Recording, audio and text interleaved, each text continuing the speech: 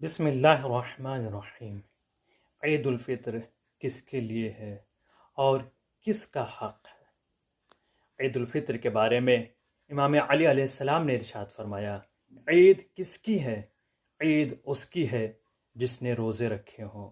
ईद उल फित्र उसके लिए है जिसने माह मुबारक के रोज़े रखे हों, नमाजें अदा की हों और अय्याम माह मुबारक को इताअत इलाही में गुजारा हो।